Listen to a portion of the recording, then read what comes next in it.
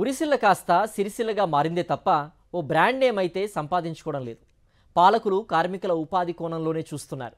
వేల మంది కార్మికులున్న కార్మిక క్షేత్రమైన సిరిసిల్లను దేశంలోనే అత్యుత్తమ నేత బట్టలకు కేర్ ఆఫ్గా మాత్రం మలచడం లేదు. గత బీఆర్ఎస్ హయాంలో బతుకమ్మ చీరల పేరిట ఉపాధి కల్పిస్తే కాంగ్రెస్ సర్కార్ వచ్చాక ఇందిరా మహిళా శక్తి పథకం స్కీమ్ కింద ఇందిరమ్మ చీరలను తీసుకొచ్చింది. ఇదే తేడా తప్ప సిరిసిల్ల ఓ తమిళనాడు, ఓ గుజరాత్, ఓ వారణాసి తరహాలో ఎందుకు ఎదగలేకపోతోంది?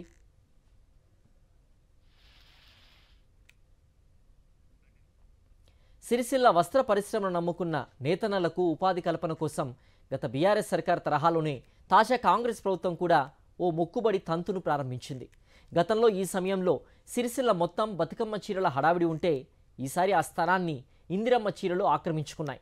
గతంలో చీరల నాణ్యతపై విమర్శలు రావడంతో కాంగ్రెస్ సర్కార్ కొంత దృష్టి సారించిన అద్దకం డిజిటల్ ప్రింటింగ్కు మళ్లీ బయట రాష్ట్రాలకు వెళ్తేనే గాని పూర్తి చీర రూపు సంతరించుకోదు.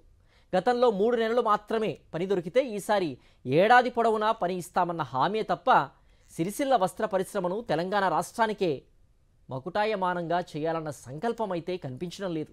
ఈసారి ఇందిరమ్మ మహిళా శక్తి పథకం కింద స్వయం సహాయక సంఘాల మహిళలకు ప్రతి ఒక్కరికి 2 చీరల చొప్పున ఒక్కో చీర 800 రూపాయలు కాస్ట్తో రూపొందించారు. అందుకోసం 318 కోట్ల రూపాయల్ని కేటాయించింది.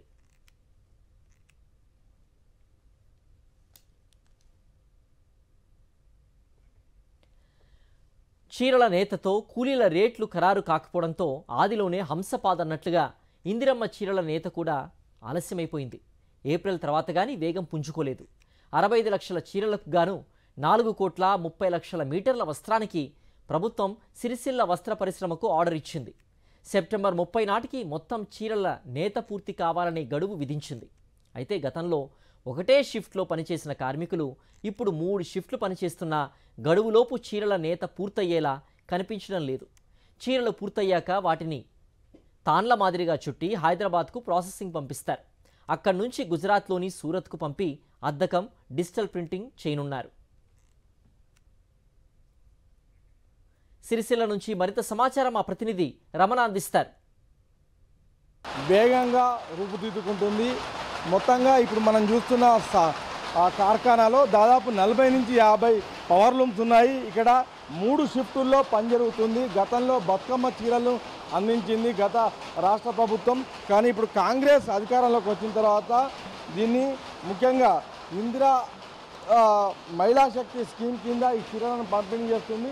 ఈ క్రమంలో మొత్తంగా 65 లక్షల చీరల తయారీకి రంగం సిద్ధమైంది. ఇప్పటికే దాదాపు 30 లక్షల చీరలను సిద్ధం చేశారు. మరొక 35 లక్షల చీరలు సిద్ధం కావాల్సి ఉంది. ఒకసారి మనతో పాటుగా ఇక్కడ కార్ఖానాలో పనిచేస్తున్న వాళ్ళు వారితో మాట్లాడడం. చెప్పండి, ఎట్లా ఉంది, ఇప్పటివరకు ఎంత సిద్ధమైనవి చీరలు, ఎన్ని షిఫ్టుల్లో పనిచేస్తున్నారు? ఇక గడువు ఆల్రెడీ కంప్లీట్ అయినప్పటికీ ఇంకొక 15 రోజులు మా కొరకు ప్రభుత్వం వారు ఇంకొక పొడిగించారు. ఈ నెల 31 తారీఖు వరకు మాకు సమయం కేటాయించారు. ఈ 31 తారీఖు లోపల మేము వర్కర్లను పెట్టి 2 షిఫ్టుల్లో నడిపించి మిగిలిన కోటి మీటర్లను గడువు లోపల పూర్తి చేసి మేము ఇస్తాం. ఇప్పుడు మీకు దాదాపు ఎంతమంది కార్మికులు ఇక్కడ పనిచేస్తున్నారు? ముఖ్యంగా ఇక్కడ అద్దకం ప్రింటింగ్ లాంటివి లేవంటున్నారు కదా, దానికోసం హైదరాబాదు, గుజరాత్ కూడా పంపిస్తామని తెలుస్తుంది. ఏం చెప్తారు? ప్రింటెడ్ చీరలు, ప్లేన్ చీరల్ని జెరీ డిజైన్ వేసి ఇప్పుడు నడిపిస్తూ ఉన్నాం.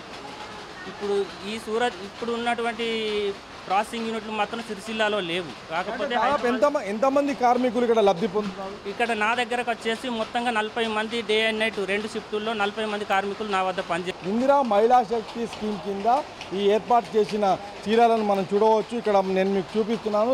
అయితే ఇక్కడ పూర్తిగా వైట్ శారీ తయారవుతుంది. దీన్ని హైదరాబాద్కు పంపిస్తారు. ఆ తర్వాత గుజరాత్కు వెళ్ళిన తర్వాత దానిపైన ప్రింటింగ్ జరిగి మొత్తంగా అద్దకంతో ఒక అద్భుతమైన చీర రూపుదిద్దుకుంటుంది. ఇప్పుడు ఆ వస్త్రం తయారైన వస్త్రాన్ని నేను మీకు చూపిస్తున్నాను. ఆ వస్త్రమే ఈ చీర, అదే ఇందిరమ్మ చీర. అయితే ఈ ఇందిరమ్మ చీర హైదరాబాద్, అదేవిధంగా గుజరాత్ వంటి ప్రాంతాలకు వెళ్ళిన తర్వాత అక్కడ డిజిటల్ ప్రింటింగ్లో అద్దకం తయారైన తర్వాత మొత్తంగా ఒక చీరగా రూపుదిద్దుకుంటుంది. దీంతో ఆ చీరలు రెడీ అయిన చీరలను వెంటనే నాణ్యమైన చీరలను ఈసారి తయారు చేసి మహిళలకు అందించాలన్న ఒక సంకల్పం అయితే మనకు కనిపిస్తుంది. ఈ క్రమంలో ఇది ఇక్కడ తయారు చేసిన తర్వాత ఎక్కడికి తీసుకెళ్తారు, ఏం జరుగుతుందని కూడా మనం ఒకసారి మాట్లాడించే ప్రయత్నం చేద్దాం. చెప్పండి, అసలు ఇది ఇక్కడ తయారు చేసిన తర్వాత ఏం చేస్తున్నారు మీరు? ఈ తాన్లన్నీ ఒకటే ఎన్ని మీటర్లు ఉంటాయి ఒక తాన్ దాదాపుగా? మనం మినిమం తీయచ్చు 120, 130, 110 తీసి గట్టలు కట్టి ఇవన్నీ 12 టాకాలు 10 టాకాలు కట్టి గట్టలు కడతాం. ఇట్లా గట్టలు కట్టి ప్యాక్ చేసి వెళ్ళిపోతాం. ఇప్పుడు ఇది వెళ్ళిపోయిన తర్వాత ఈ తెల్ల చీరకు ఏమైనా ప్రింటింగ్ అవుతుందా? దీని మీద ఏమైనా కలర్స్ వస్తాయా? ఎట్లా ఉంటుంది? ప్రింట్ అవుతుంది. ప్రింట్ అయ్యి వేరే డిజైన్ వస్తుంది.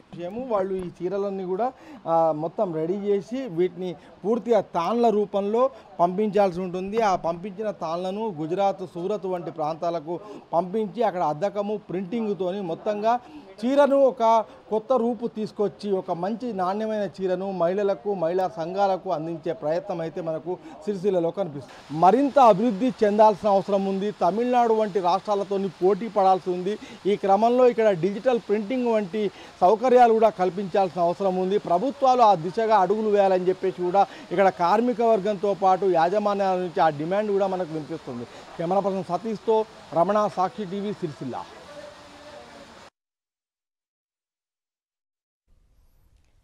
సిరిసిల్ల పవర్ లూమ్స్లో సుమారు 9,564 మగ్గాలపై చీరల తయారీ ప్రక్రియ సాగుతోంది.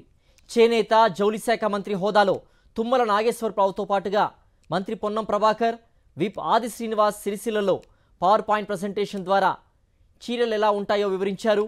ఏడాది పొడవునా సిరిసిల్ల నేతలకు ఉపాధి కల్పిస్తామని హామీ ఇచ్చారు. కానీ సిరిసిల్ల వస్త్ర పరిశ్రమకు ఓ బ్రాండ్ క్రియేట్ చేస్తామన్న మాట కానీ, ఇక్కడి ఇండస్ట్రీకి ఓ బ్రాండ్ నేమ్ క్రియేట్ చేస్తామన్న ప్రకటన కానీ వారి నుంచి రాలేదు. దీంతో మొక్కుబడి తంతు మినహా బొత్తిగా క్రియేటివిటీ కొరవండిందనే ఆరోపణలు వినిపిస్తున్నాయి.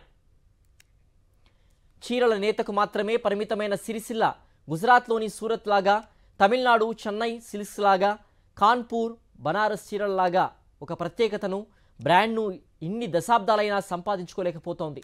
సిరిసిల్లలో నేసిన చీరల్ని ఏ తమిళనాడుకో, ఏ సూరత్కో నేసిన పంపించే ట్రాన్స్పోర్టేషన్, మళ్ళీ వాటిని దిగుమతి చేసుకునే ట్రాన్స్పోర్టేషన్, వెరసి వృధా ఖర్చులు పెరిగిపోతున్నాయి. ఒక పూర్తి చీరను మొత్తంగా తయారు చేసే సామర్థ్యాన్ని, నైపుణ్యాన్ని సిరిసిల్ల వస్త్ర పరిశ్రమ కలగలేకపోవడంపై చాలా విమర్శలే ఉన్నాయి. ఆ ప్రింటింగ్ ఏదో సిరిసిల్లకే తీసుకొస్తే, డైయింగ్ ప్లాంట్లను ఏర్పాటు చేస్తే బాగుండేది కదా అన్న ఆరోపణలు ఎప్పటినుంచో ఉన్నాయి. కానీ వినే పాలకులు లేకుండా పోయారు.